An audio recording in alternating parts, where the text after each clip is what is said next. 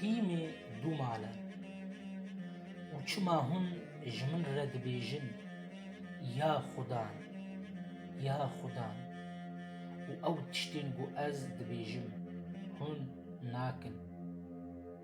Ez nîşanî we bidim ka her kesê gotê ba min û peyvê min dibihîze.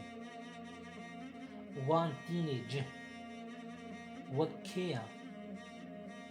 Ew wek mirovekî yê goxaniyek ava kir, wî kola û kûr kir û bingeha xanî li ser latê danî.